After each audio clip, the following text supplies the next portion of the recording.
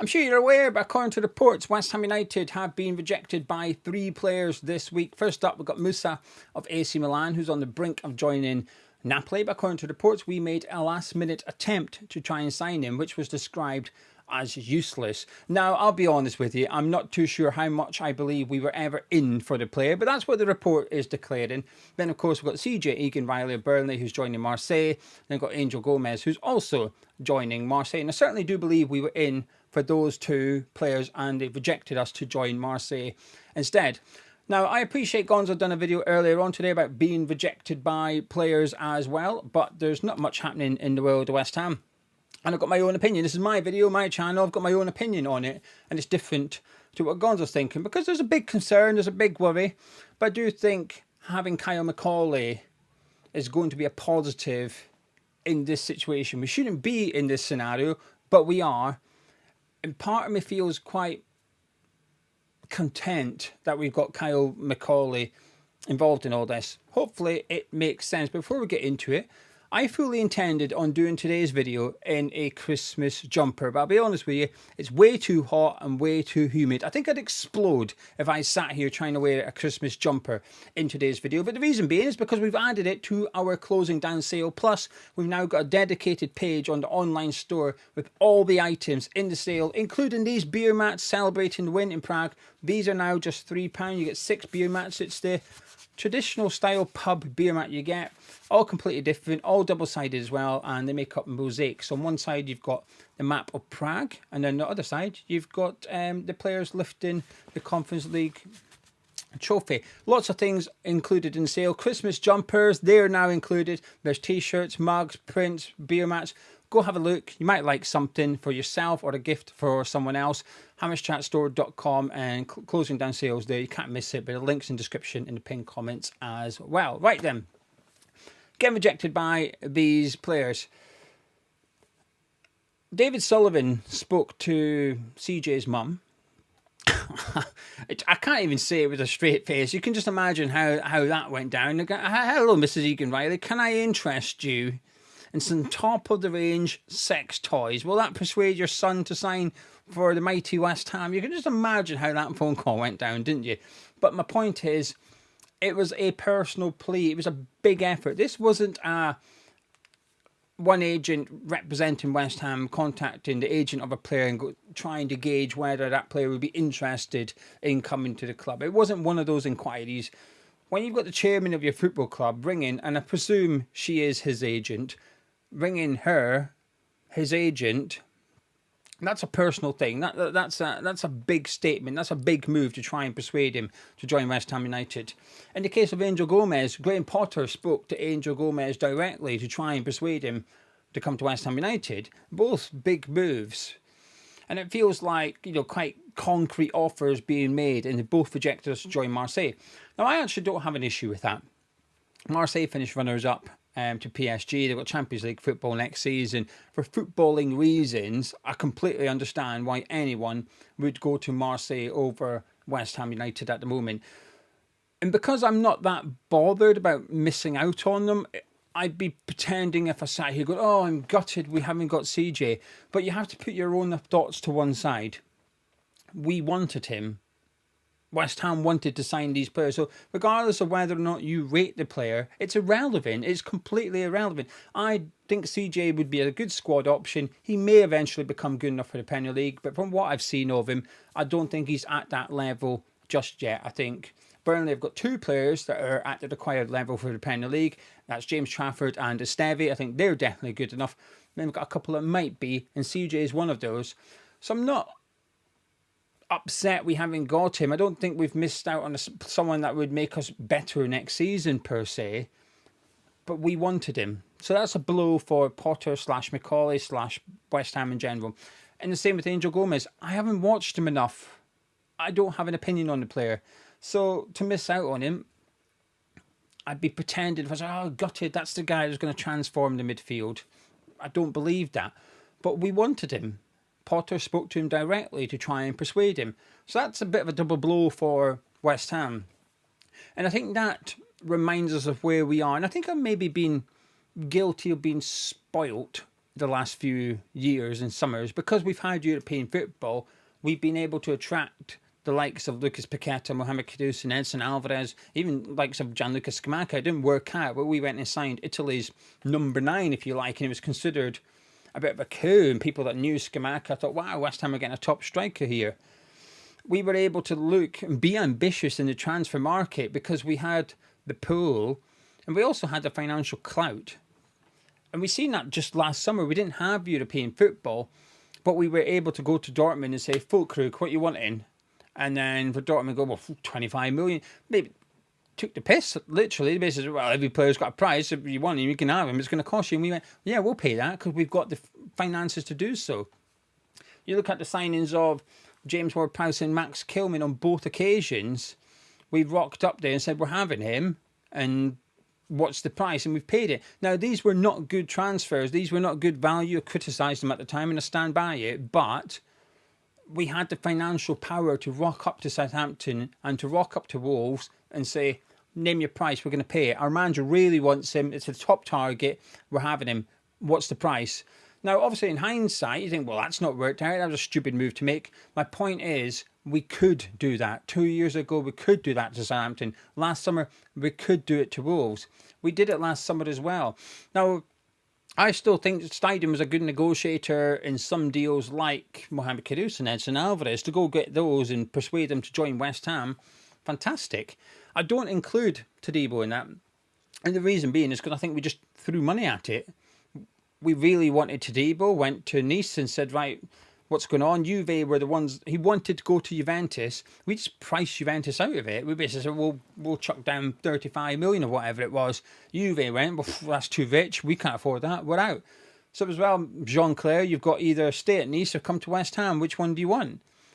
And oh, by the way, here's a bit of money for you to come to West Ham as well. We basically used our financial power and clout last summer to get Jean-Claire Todibo. As I will always tongue-in-cheek joke and say, it's easy to sign players if you're the only one bidding for them.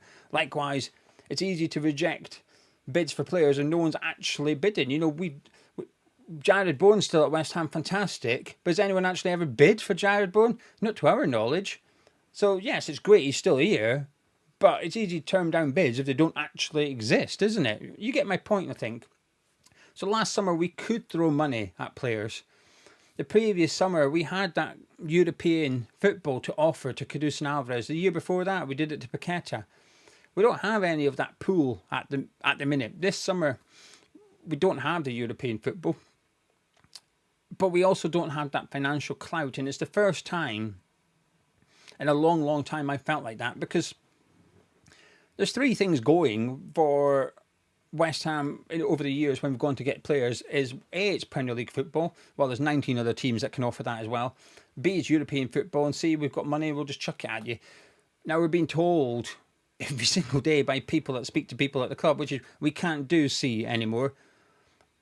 So we don't have the European football and we ain't got the money. That's going to make it very, very difficult to get these players. And that's why I think maybe the reason we didn't get CJ is because we didn't just chuck money at it.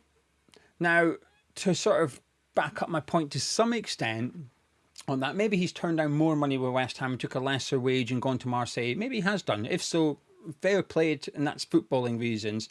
I've got a lot of time, respect and admiration for players that prioritise football over money. I think it's a good thing. But Semedo's was in discussions with Marseille. The Wolves right wing back, he's out of contract at the minute, or very soon. In the next 2 weeks, he's going to be out of contract, and he's got an offer there from Wolves. The Wolves fans don't know if he's staying or going. They're expecting him to leave, but they don't know. Now, it was rumours that he was in talks with Marseille, and that's fell through because Marseille can't pay him what he was on at Wolves, basically. So that, I think, adds context, which is financially, I don't think Marseille are throwing money at these players to get them. It's the European factor. But there is a possibility that we wanted CJ, but just not that much. If he was our number one target, maybe we would have thrown money at him and made sure we got him. Maybe it was one of them that, because he's available on a free, we'll chuck our hat in the ring. And I think there's an element of that, a signing of opportunity. Because if he was still at Burnley, would we be trying to sign him and pay a transfer fee? I doubt it, and I'd be bloody worried if that was what we decided to do. But this is where I want to bring Kyle Macaulay into the equation, because we're going to have to work harder and smarter than we have done in years during this transfer window to get players in. Because we will sign players. We will make signings. It's just how far down the list of targets do we have to go? Are we going to get the first choice for the midfield? Or are we going to be on, the fourth or fifth choice? That's the question here. I'm sure we will sign a midfielder. It's just how many and just how good are they, and also see how much do we have to pay for them. So we've got someone at the club who's good at identifying talent in lesser known leagues, at lesser known teams, lesser known names. To me, new that is. I expect the equivalent of Macaulay and all the other Premier League clubs be aware of the players that we are being linked to. Stassin being a prime example, who, by the way, just won Young Player of the Year for French football last season. So a big personal award for him this week as well. But that type of player, the reported transfer fees, 17 million, that's got to be affordable for us, even despite all this talk of sell before we buy and stuff like that. That's got to be the price bracket we're shooting in. Because there's no way in hell, surely, we're looking at transfer targets thinking, I've got to find a striker for 5 million. No, you can't do that. You're not going to do that, right? I think less than 20, you're already under a little bit of pressure to squeeze every bit of value out of that signing you're going to get. So I think having a Kyle Macaulay at the club at the moment, who can hopefully identify talent that's younger, therefore the transfer fee might be a bit bulkier than you'd like, but his wages, for example, would be incredibly low in comparison to current Premier League players, so that actually we then do have financial clout. We just can't afford to chuck it at players like Tadebo, established players, but the younger players who are maybe on a handful of thousands of pounds, we can quadruple their wages overnight, and it's still actually in line with the average wage of our current squad. And I think that's where Macaulay will benefit West Ham. The issue, like I said, my concern is the negotiating side of it. And there's two examples in this video that we've done the negotiating side of it, and we've been unable to get the deal done. Now, like I said, because we've missed out to Marseille, I'd be pretending if I was angry or concerned or upset, right?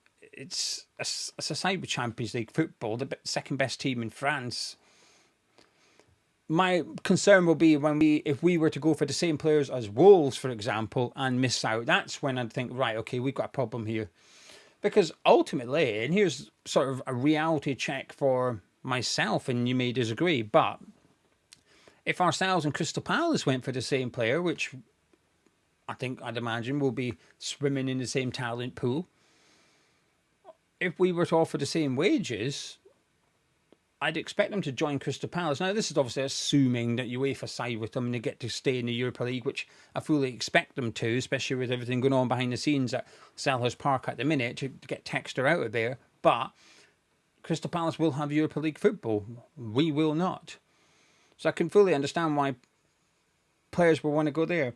Now, I did a video on Patreon last week regarding Thomas Tuchel, and it was in regards to Jared Bowen. And I put it on Patreon because it's one of them that you put on YouTube, it would be seen as clickbait, talking about Bowen potentially leaving when he's not been linked with the move away. So I put it up there, and it was just spitballing about Thomas Tuchel, and because he wasn't in the England squad, and Madueke was, and there was talk about how Tuchel values playing European football. And I thought, well, that could become a problem for Jared Bowen. But putting that to one side here, it could be a problem for West Ham in the transfer window this summer. Because obviously England played this week, and it's come out that Grealish has been told by Tuchel, yeah, you've got a future in the England squad, but you've got to get out of City and you've got to be playing European football next season. And if that's what he's going to be saying to all his players, that puts West Ham in a difficult position. So that if let's just say ourselves and 4 Premier League clubs went after Jack Grealish on loan, he's going to have to prioritise the one that's got European football. So if Aston Villa are in for him, if Newcastle are in for him, if Crystal Palace are in for him, if Nottingham Forest are in for him, he's going to have to say, well, actually, I've got to go there. Because if I went back in the England team, I can't go to West Ham. I can't go to Everton. I can only go to one of those if there are no European clubs in the running for me. I think Tuchel will make things a little bit trickier for clubs like West Ham this summer. you know, one of my top transfer targets this summer would be Harvey Elliott, because I think he's an incredible player. He's spoken about leaving Liverpool, and I think you're going to get a wonderful talent that can play various different positions. I watched England last night, who they're a joy to watch. I like Lee Carsley. I think he's got the under-21. He's playing some really good stuff. But I thought Harvey Elliott was fantastic in that game, albeit on the right of midfield, not a position we're looking to recruit for. But he moved over to the left and he finished the game up playing one of they almost had like 2 false nines, really, England. And he ended up playing that role for the last 10, 15 minutes or something. But I thought he was England's best player. I watched it and I thought, I just love him at West Ham. But if he's got aspirations of getting to the World Cup, which and he will do, you might not think he won't get there. I don't think he will get there either, but he can have that ambition. Sure, why wouldn't he? Then it possibly rules West Ham out a little bit. And it might just make things a little bit tricky in the transfer window. And that's why I go back to Macaulay, which is if we've got little money to spend, we can't bring players to West Ham by simply beating other clubs financially. If we are going to be competing with other clubs with similar offers money-wise, it's going to be more difficult than ever. So I think that puts even more pressure on identifying the right players at affordable prices. And I think that's why I'm kind of like, hopefully this is where Macaulay can sort of, I don't know, become not an unsung hero, a bit of a saviour really, because we're in a mess financially. We are in an absolute mess this summer. So we've got to be better. We could afford, historically, we could afford to make mistakes, big ones, money-wise. We signed Nikola Vlasic for over 20 million. Now, granted, we've not paid for half of him, but as in, they want their money and we're refusing to pay it because of the whole Russian thing that went on a few years ago.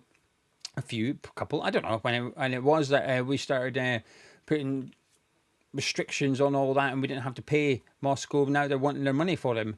So we still owe them about 10 million and they're kicking off about it, saying, oh, come on then, pay up. And I think we're refusing to. But my point is, we pledged to spend over 20 million on him and just basically gave him away. But we could afford it. We could go, right, okay, this summer, it's like everything's just coming back to bite us on the arse now. Everything's caught up. It's been snowballing. And I think it's become a bit of an avalanche. Everything's just come clattering down at once. So more now than ever, we've got to get this summer right. But more now than ever, we need to squeeze every bit of value out of a transfer. We can't afford to get transfers wrong. As in, we bring in 6 players, we need 5 of them to work because the squad needs that. But also financially, we spend 80 million. We need 70 million pounds worth of it to have worked out because financially we can't afford to make mistakes anymore. And that's why, unintentionally, we've basically found ourselves going towards a new transfer model this summer. But actually, it might be a blessing in disguise. I'm not panicking just yet. I'm also not excited yet. I am worried. But Gomes and Egan rejecting West Ham to go to a Champions League club, that's not going to get me more worried. I think because I didn't really want them as well, I wasn't that arsed about them signing for West Ham as well. But I will get more worried if we start going after the same players like the likes of Brentford and Wolves and we start missing out on them. That's when I'll get concerned. Anyway, there you go. That's my ramblings. Hopefully, you've enjoyed it. Before you disappear, please do drop a like on the video by clicking the thumbs up. Please subscribe to the channel and have a look at our closing down sale. Some things that were already on sale have been reduced further and more items have been added to do it. I've been sat at my computer doing everything since 9 AM. It's now 4:15, so there's a lot more stuff being added to it because not everything must go, but most things need to go. So those Christmas jumpers, I need them out of here. I will be heading for a divorce if I don't get rid of these Christmas jumpers. Anyway, links in the description below. I'll catch you tomorrow.